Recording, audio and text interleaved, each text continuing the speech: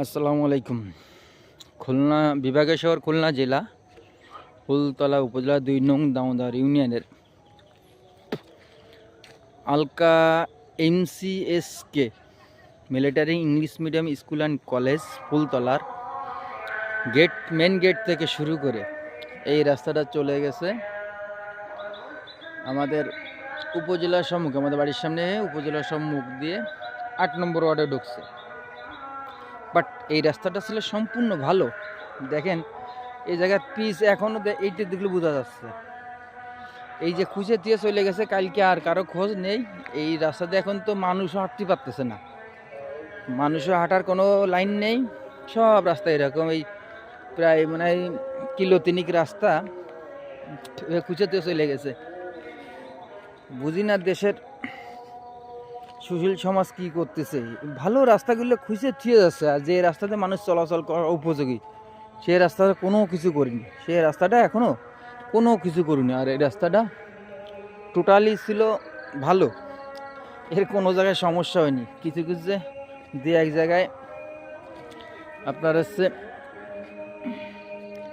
Track যেটি চাপিয়ে গেছে, ওইখানে ফুটিং করে দিলে হয়ে যায়। বাট ভালো রাস্তাটা খুঁজছে, এরকম করতে চলে গেছে আল্লাহর বান্দারা, আর খোঁজ নেই। আর প্রকৌশলী ইঞ্জিনিয়ার যারা আছে এরা আছে মামুর বাড়ি আছে। একটা কাজ পাস করতে পারলে ওকে পার্সেন্টেজ পকেটে ঢুকবে।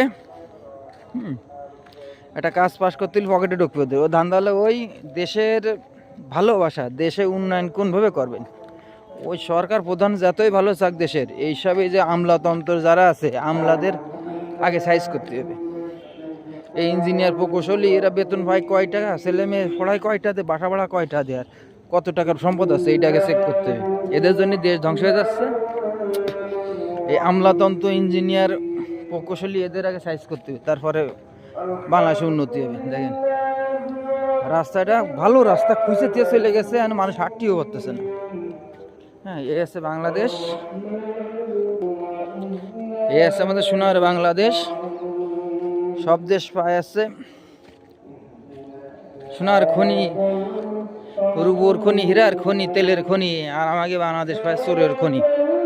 এরা শিক্ষিত হয়ে ইঞ্জিনিয়ারিং পাস করে ঘুষের জন্য টাকা দিয়ে ভর্তি হয়।